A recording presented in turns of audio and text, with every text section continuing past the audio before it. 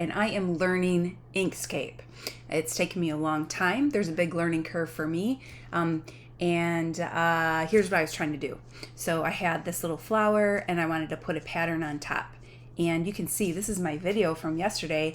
You can see here that I wanted it to look like this so I could run it on the CNC, but there's so much I didn't know, and now I do know. So you can see here that I didn't know that I should ungroup before I make paths. And when I say ungroup, I just mean like shapes like this hexagon, circle, and the big shape here. They shouldn't be grouped because I had them grouped, and then I tried to use the path differences process, and it didn't apply. But I didn't know that because I'm just learning. And so that's the first mistake that I made and learned. The second one is that the path difference process, it doesn't actually delete the excess nodes. And so this idea was actually faulty. I went online and I was researching, and I found this whole conversation saying that the path differences process doesn't actually delete stuff, it only hides stuff. And so I was rather disappointed when I opened up the CNC Carveco software and all of these things started showing up like that, like all this extra node action. So I really started working hard to remove all these extra nodes that were in here. See that? From the patterns that I overlaid. And so don't believe all the stuff that you read online. Number 3, the clip set doesn't delete the excess nodes either. And so I tried this process, clip set, and it only clips. And so I had all these excess nodes left over. So number 4, the fourth thing that I learned was manually deleting nodes can cause all kinds of problems. And it can take way longer than I wanted to invest, and it can give really bad outside contours. I had these unexpected shapes.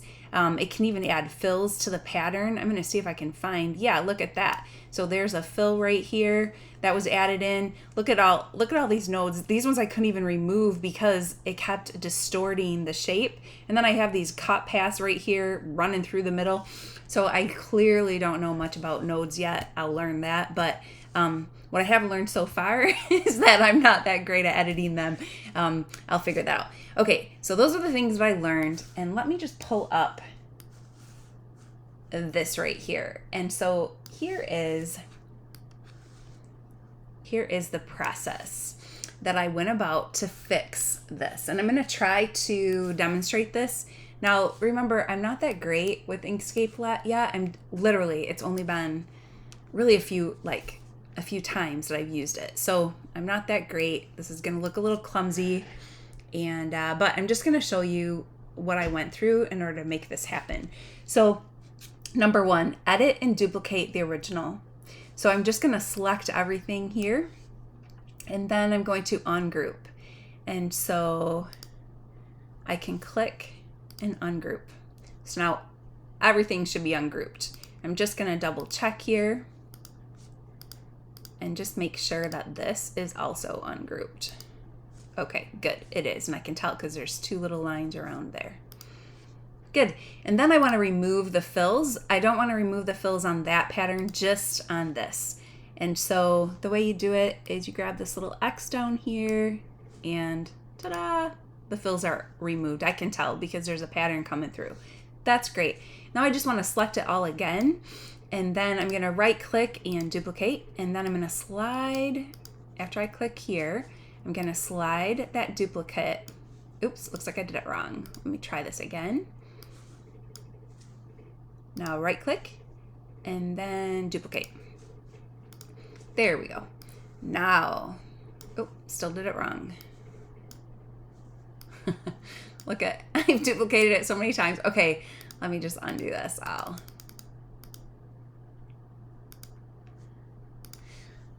Try this again. I'm sure it's a little quick thing here that I'm messing up. Duplicate.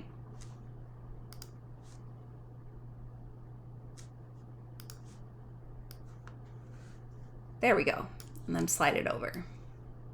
I don't exactly know what I did to fix it, but it's working now. Okay, number 2, prep the duplicate. So over here on the duplicated piece here, I'm going to select Edit Paths by Nodes, which is this little tool here. And then I'm going to hold down my Shift. And then over here, I'm going to select these pattern pieces right here. Okay, all of these. And then I want to delete them. So I'm just going to right click and delete. Now I have this nice little outline, which is easier to work with. Okay, so number 3, I'm going to remove the outside pattern. See this? When I put my cursor over this flower, that outside pattern remains. So I'm going to remove it. So in this original, I'm going to click the Edit Paths by Nodes. I'm going to select this pattern, hold down the Shift, and now I'm going to select the flower's border. So I'm going to really carefully get in here and select that.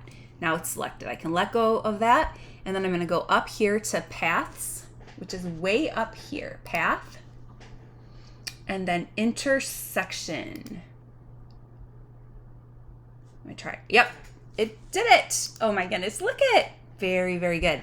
Okay, so now the outside stuff is all removed. That's exactly what I want. So number 4, I also want to remove the inside, the pattern that's in here. And so I'm going to do a very similar thing that I just did. So I'm going to select the pattern again with the node. And then I'm this little node tool, Edit Paths by Nodes. And then I'm going to hold the Shift down. I'm going to be carefully in here, select that little hexagon, and then I'm going to go back up to Path, and this time I'm going to click the Difference button. Ta-da! It did it. It's super cool. So now all of that patterning's out of there. Okay, number 5, I just want to fit the outlines right here onto the pattern. So I'm going to click this Select tool this time, and then I will select this right here, and I'm going to move it over. Oh, it looks like I didn't get all of it. So let me just undo. I'm going to try it this way. Ta-da! Okay, good. And I know I got all of them this time because look at those little blue outlines. Now I can move it as one big thing. And check it out. I'm going to just set it. I'm sure there's like a better way to do this, but look. There it is. Ta-da! It looks really good. So I'm just going to save it. If I want it to be super precise, they do have this menu here that you can go like this and this, and it's supposed to make it super precise, but I think that there's still something I don't understand because that doesn't work for me. So right now I'm just visually placing it. I'll figure out eventually like how to get it to place correctly with the computer, but there it is. So the problem I had has been solved, and I hope that this helps you too. So if you're out there struggling like I was and you're feeling kind of insufficient and you're feeling like you have no idea what you're doing, well, don't worry, because about, I would say 10 hours ago, I had no idea what I was doing either. So now at least I know one little piece of Inkscape. Good luck. I'm sure you can do it. Just, take a deep breath and give it a shot.